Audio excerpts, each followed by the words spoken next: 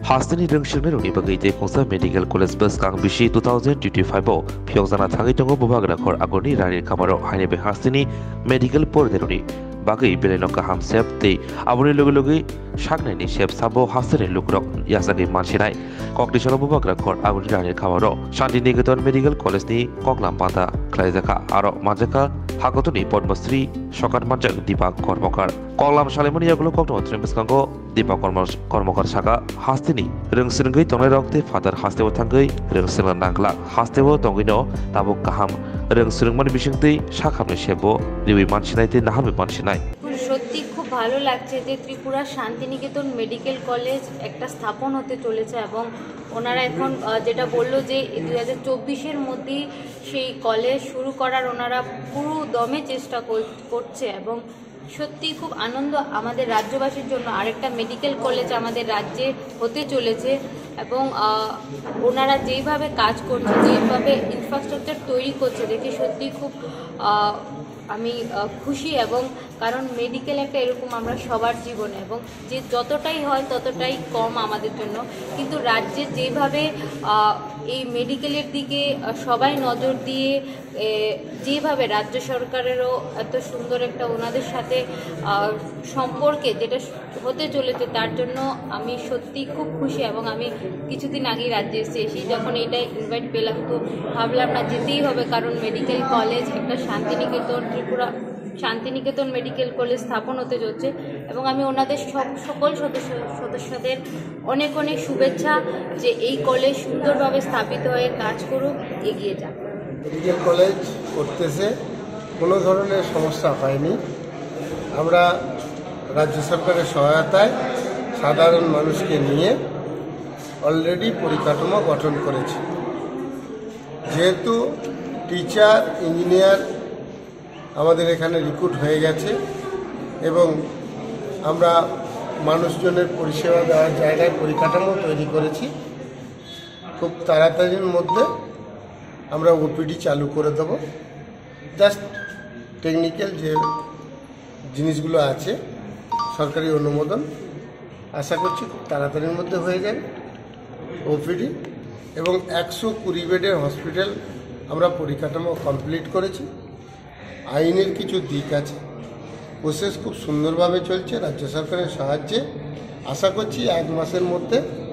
আমরা 120 বেডের হসপিটাল চালু করে দেব ত্রিপুরার জনগণকে কী রকম সুবিধা দেবেন ওটিপিতে দেখানোর জন্য কোনো চার্জ লাগবে কিনা যেহেতু ডাক্তারবাবুরা রিক্রুট হয়ে আছে স্যালারি লাগছে এবং ওনাদের আমরা কর্ম জায়গা দিতে পারছি না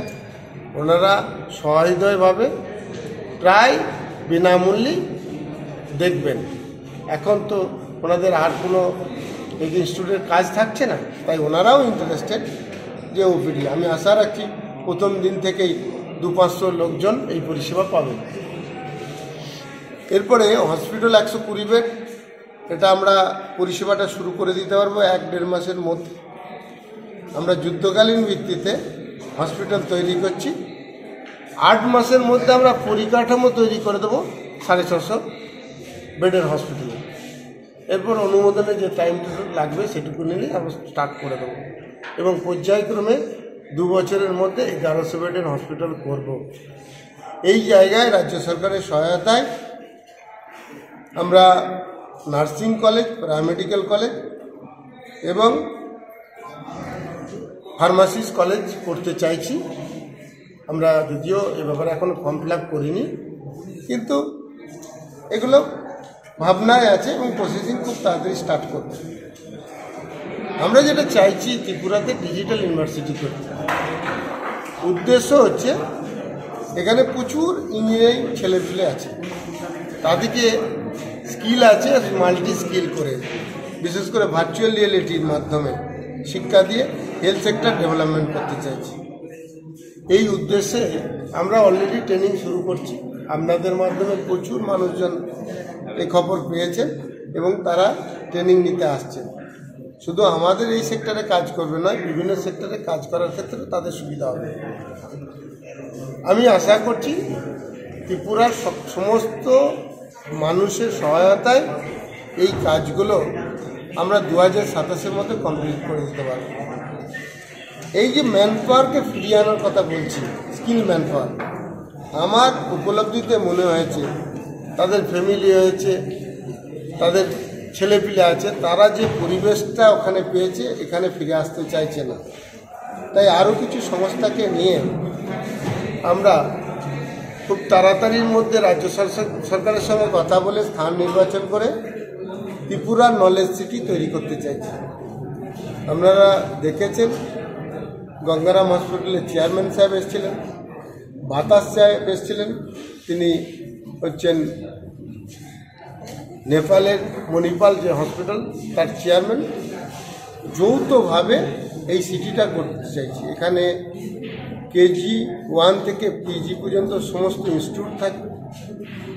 রিক্রিয়েশন ক্লাব থাকবে, স্পোর্টস একাডেমি থাকবে, কালচার একাডেমি থাকবে। এই অনেক মানুষকে সঙ্গে নিয়ে ম্যান পাওয়ার ত্রিপুরা যেটা বাইরে গেছে তাদের ফিরিয়ে আনার চেষ্টা করছে। তারা ফিরে যদি আসে, বিভিন্ন সাংস্কৃতিক বিভিন্ন কাজকর্ম সেখানে শিখেছেন, তাহলে ওয়ার্ক কালচারটা ফিরে চলে আসবে। এবং ত্রিপুরা যথেষ্ট ম্যান পাওয়ার, আমরা বাইরেটা সংগ্রহ করছি, তাদের সঙ্গে যোগাযোগ করছি। আপনাদের মাধ্যমে জানাই 7 তারিখ এপ্রিল মাসে আমরা মহিলাদের নিয়ে একটা সভা করতে চাইছি, এন্টারপ্রেনারশিপ হওয়ার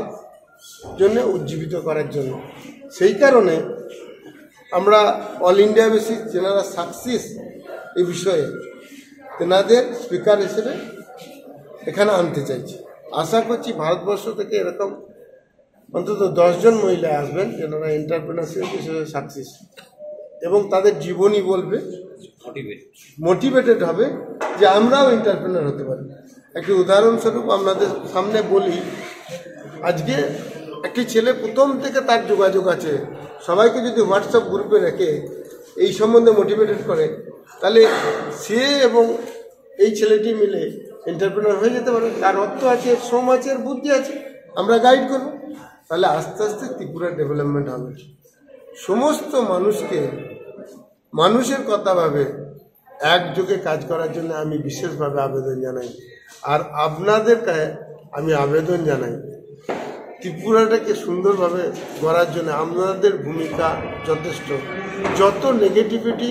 স্টুডেন্টদের মনে আছে পজিটিভভাবে গড়ে তোলার জন্য আপনারা কাজ করুন, এই আবেদন আপনাদের কাছে রইল। নমস্কার।